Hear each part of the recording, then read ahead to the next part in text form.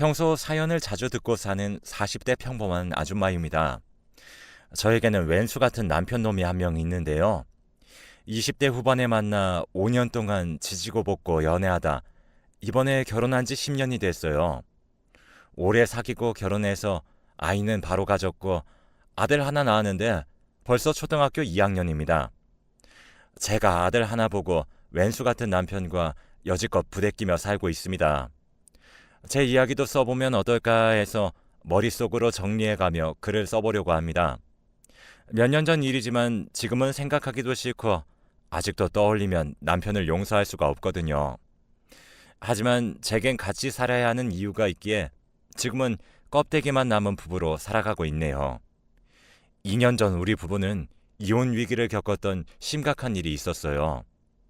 일단 연애할 때는 남편이 직장을 다니다가 결혼하고 나선 시부모님이 운영하고 있던 곱창집을 물려받아 운영하기 시작했죠.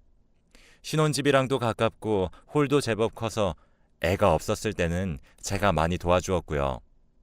나중에 배달까지 시작했을 때는 동네에서 알아주는 맛집으로 성장했고 그 후부터 장사가 너무 잘 돼서 애도 키워야 하는데 제가 가게까지 신경 쓰기 부담이 됐고 저는 집에서 전업주부로 살기로 했습니다. 그때부터 남편 가게에 홀서빙 알바를 고용하고 가게가 바쁜 분위기라 시급은 다른 가게보다 센 편이어서 알바도 한 번 일하면 6개월 이상 일하더군요. 어느 날 남편이 말하기를 당신도 알지? 주희가 꽤 오래 일했잖아. 근데 학원 문제 때문에 그만둔다고 하는데 주희 친구를 자기 후임으로 일하러 오라고 소개시켜줬대. 라고 말하더라고요. 저도 일을 잘하는 친구로 알고 있었기에 그 학생에게 고맙더라고요. 저희 가게 사정을 알고 다른 친구에게 추천해주고 이틀 후 면접 보러 온다고 하길래 잘 됐다고 해주고 오래 일했던 주위 칭찬을 많이 했습니다. 면접을 보고 나서는 일 잘하는 애 그만둬서 걱정했는데 또 일 잘하는 애가 온 것 같다 하면서 요즘 애들도 개념이 있는 애들이 있더라고 기분 좋아하더군요. 제가 봐도 얌전하지만 응대도 제법 잘하고 일도 야무지게 하는 모습을 보고 전에 일했던 학생만큼 일해줬으면 좋겠다 해서 가끔 볼 때면 간식도 사다 주고 애로사항 없게끔 잘해줬습니다. 그렇게 또 6개월이 지나가고 점점 친해지면서 정말 가족 같은 분위기의 근무 환경으로 만들어주려고 노력했어요. 그렇게 시간이 지났고 금토는 주말이라 가게가 더 바빠 항상 늦게 끝나는 걸 알고 있거든요. 가게는 일요일 하루만 쉬는데 늦게 마감해봤자 2시 정도였어요. 근데 언제부터인지 유독 남편은 토요일만 새벽 3시가 넘게 퇴근을 하더라고요. 제가 애기 재우고 남편을 기다렸다가 같이 잠자리에 드는 편이어서 자기 요새 토요일은 좀 많이 늦네? 라고 말했더니 남편이 요새 토요일마다 오는 단골 손님이 있는데 그 손님이 좀 늦게 왔다가 늦게 가셔서 마감이 늦네 하면서 피곤해 하더라고요. 당시엔 고생하는 모습이 얼마나 짠해 보이던지 그렇게 2주 간격으로 퇴근이 늦는 토요일엔 남편이 전화해서 기다리지 말고 먼저 자고 있으라고 하며 어차피 알바는 11시까지 일하고 갔으니 자기 혼자 천천히 마감하고 오겠다고 걱정 말라며 저를 안심시켰습니다. 그렇게 몇 달이 지났을까요? 여느 때와 다름없이 일요일 아이와 함께 놀아주며 시간을 보내고 있었습니다. 남편은 평소 휴대폰을 진동으로 잘 바꿔놓지 않는데 그날 유독 휴대폰에서 진동 소리가 계속 울리더라고요. 제가 자기 휴대폰인가? 진동이 계속 울리네? 연락 올 사람 있어? 하고 물었더니 없지. 일요일에 연락할 사람이 누가 있겠어? 라며 휴대폰을 슬쩍 보더니 평소처럼 놓길래 그러려니 했습니다. 그런데 그 당시 남편의 행동이 제가 느끼기에 약간 어색했던 것 같아요. 문득 여자만이 알 수 있다는 이상한 느낌 아시려나요? 그런 게 딱 느껴지는데 그때는 그냥 넘어갔습니다. 제가 좀 어색하다고 느꼈던 그때부터 남편의 행동이 좀 의심스럽게 느껴졌어요. 평일에도 마감이 12시인데 알바생과 함께 마감을 한다는 겁니다. 원래는 평일엔 그렇게 바쁘지 않아서 10시까지만 알바를 쓰기로 했거든요. 그때 워낙에 우리 가족이랑도 친하니까 가게에 신경을 많이 써줘서 몇 번은 고맙게 느껴졌는데 지속적으로 같이 마감을 한다니까 조금 미안하더라고요.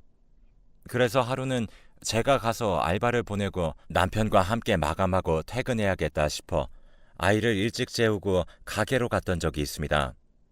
그때가 밤 10시경이었고 가게를 갔는데 홀 정리를 하고 있었는지 주방 쪽에 설거지하는 소리가 들리더라고요. 그러다가 점점 주방 쪽으로 가는데 여자의 목소리로 앙탈을 부리는 듯 하지 말라는 소리와 남편의 웃는 소리가 들리길래 최대한 자연스럽게 주방으로 들어가며 여보, 여기 있었네? 정리하고 있었어? 라고 하니 둘 다 화들짝 놀래서 저를 쳐다보더라고요. 둘이 나란히 서서 사이좋게 고무장갑 끼고 물장난을 치며 설거지를 하고 있었나 봐요. 제가 뭐 하냐고 물으니 설거지가 많아서 이것만 하고 집에 보내주려 했다더군요. 그런데 어떤 사장과 알바생이 서로 물장난을 치며 설거지를 하겠어요. 그대로 알바생에게 고무장갑 놔주고 집에 얼른 가라고 보내는데 알바애가 남편 눈치를 슬쩍 보더니 내일 뵙겠다며 가더군요.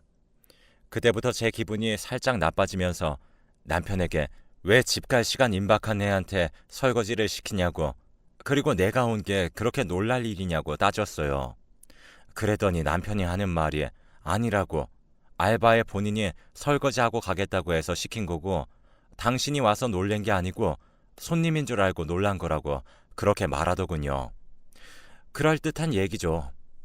저는 확실하게 앞으로 알바 퇴근 시간 되면 딱딱 보내라고 언지를 줬고 그날은 그렇게 지나갔습니다.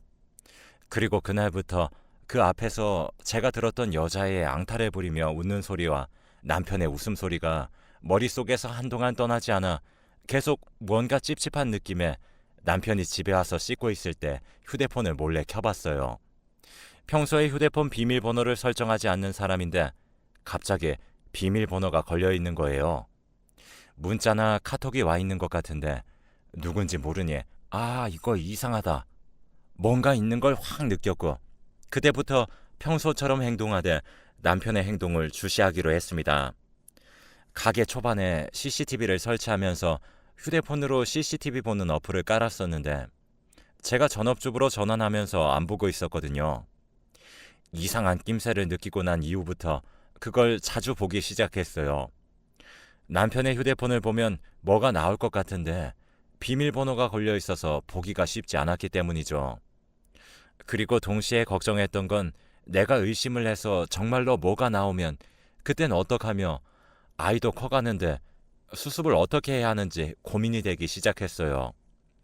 그 이후로 계속 CCTV 영상을 들여다보고 있는데 일하는 모습이 평소와 다를 게 없어 보였어요. 조금 이상하다 느끼는 장면이라면 같이 테이블 치우고 들어갔다가 몇 분이 지난 후 나온다던가 하는 영상 정도, 그것도 참 이상해 보여서 기록을 해놨고요. 퇴근 시간이 되면 알바를 집에 보내는지가 관건이어서 때맞춰 확인을 했는데 딱 시간 맞춰 보내고 자기가 마감을 하고 있고 그러더라고요. 평일은 그렇게 넘어가는 듯 싶었고 남편의 휴대폰이 잠겨 있어서 밤마다 오는 것 같은 메시지는 확인하지 못했습니다. 그러다가 남편이 늦게 들어오는 토요일이 되었고 저는 잠들지 않은 채 가게 CCTV를 보기로 했습니다. 거기서 충격적인 장면을 보게 되었어요. 남편이 그동안 2주 간격으로 토요일만 되면 늦게 들어왔던 이유가 늦게 오는 손님 때문이라고 했었는데 그 손님이 바로 알바였더군요. 알바가 11시에 퇴근을 한 것이 찍혔고 남편이 홀 정리를 시작했고 남은 손님들이 다 가고 나서 1시간 뒤에 가게 불이 꺼졌어요. CCTV 영상이 흑백으로 보이더군요. 그리고 때맞춰 알바생이 사복 차림으로 다시 가게에 들어왔고요. 그렇게 다시 만난 두 사람은 다정하게 포옹하며 CCTV를 한번 쳐다보더니 가게 안에 유니폼을 갈아입을 수 있도록 마련해둔 쪽방이 있는데 그곳으로 들어가더군요. 그리고 그 둘은 한동안 나오지 않았습니다. 이걸로 알바와 남편이 수상한 사이라고 오해했던 게 확신이 들었습니다. CCTV 영상을 끄고 저는 온몸에 털이 곤두섰고 손이 차가워지며 덜덜 떨려왔습니다. 이제부터 어떻게 해야 하나 눈앞이 캄캄해졌고 남편이 오기까지 평정심을 유지해야 했기에 정신만은 붙잡고 있었죠. 그날 남편이 오기까지 저는 자는 척을 했고 뜬 눈으로 밤을 지새웠습니다.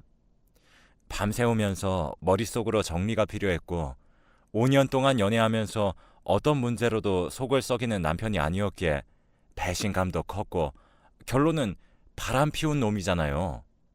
속이 뒤집어지더군요. 그 다음날 일요일에는 어떻게든 휴대폰을 뒤져봐야 했기에 남편에게 배터리 없다는 핑계로 전화기 좀 빌려달라고 했습니다. 예상대로 남편은 자기 휴대폰을 빌려달라고 하자 꺼림칙하게 충전해서 쓰면 안 되냐고 안 주려고 하더군요. 급한 전화라 얼른 통화만 하고 준다고 하고 빌려왔습니다.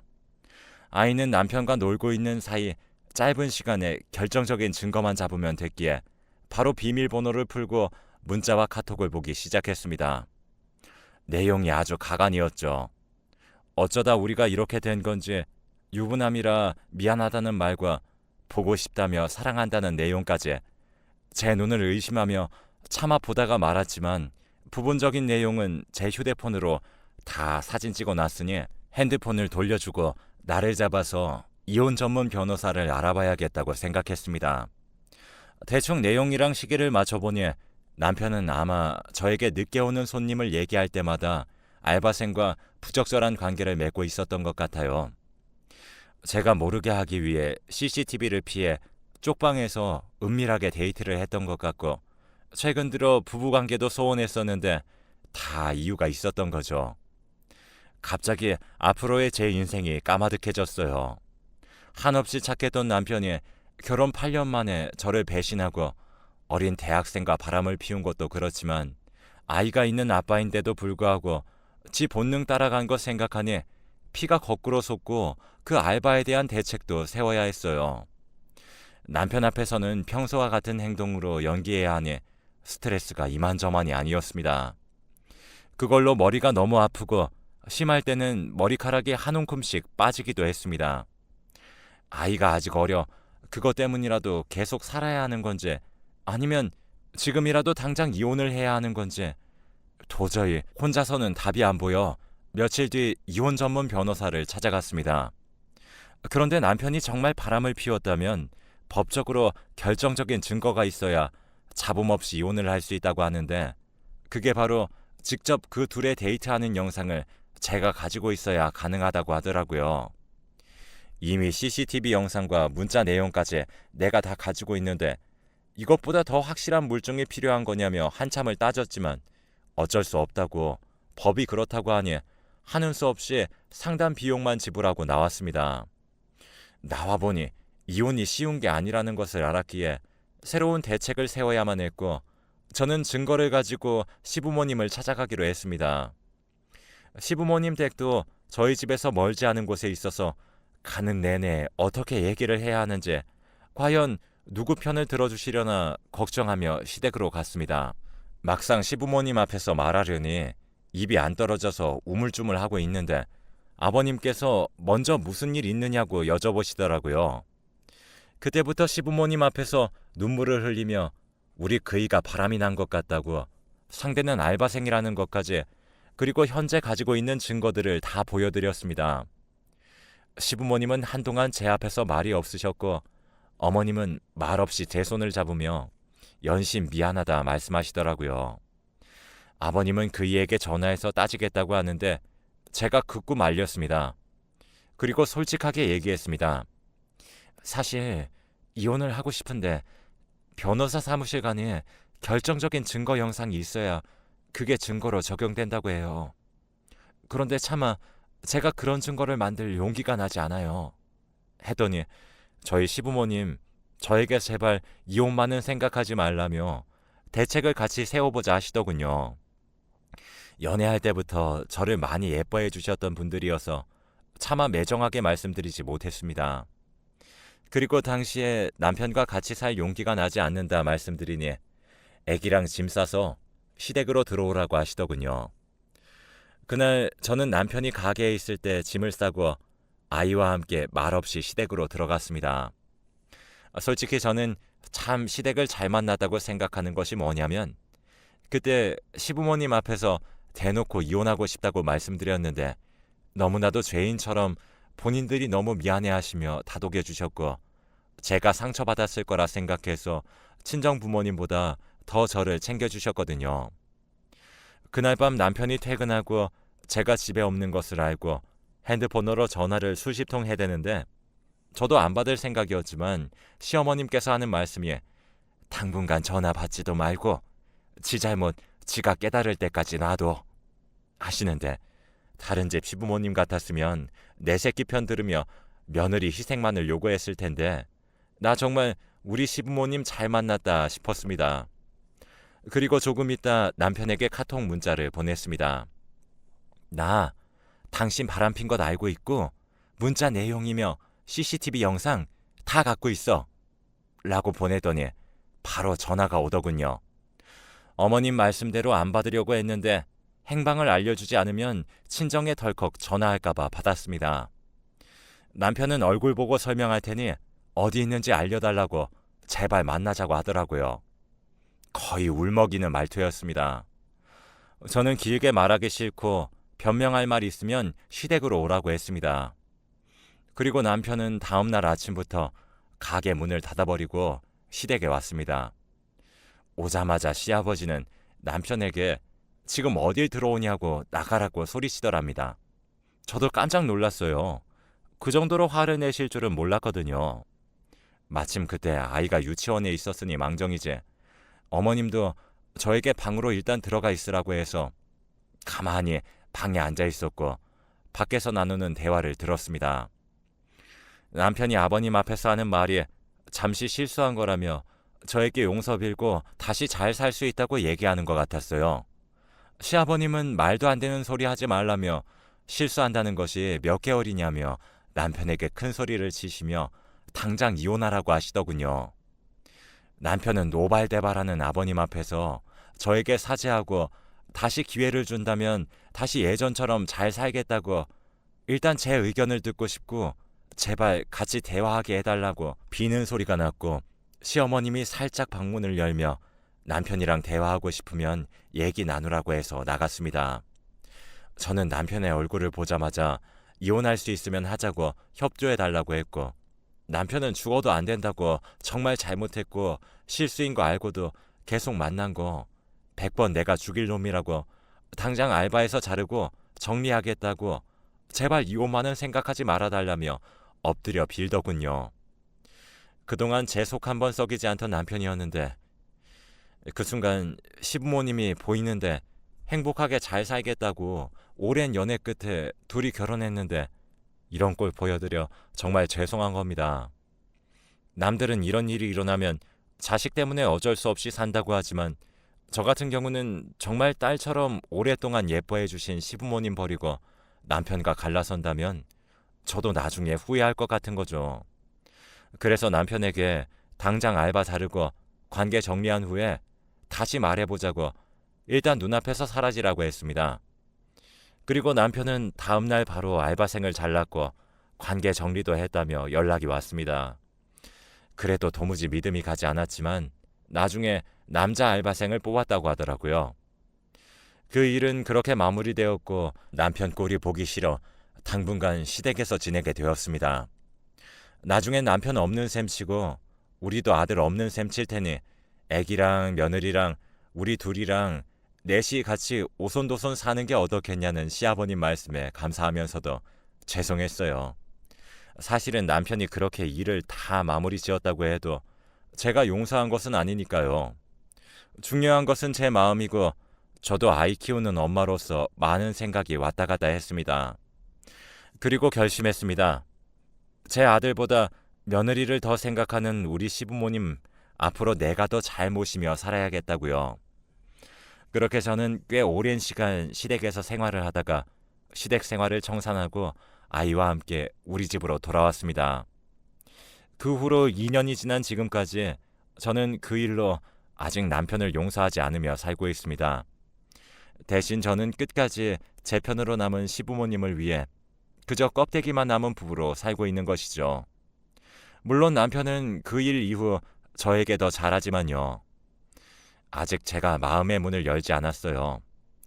이대로 사는 것이 맞나 싶지만 아직 아들이 커가고 있고 시간이 흘러 시부모님도 돌아가시고 아들이 성인이 되면 그땐 정말 이혼해보자고 할까 하네요. 웃기는 상황이죠. 세상에 이렇게 사는 사람도 있다고 생각해 주세요. 모든 분들 가정엔 껍데기 말고 꼭 좋은 일만 있길 바라겠습니다. 안녕히 계세요.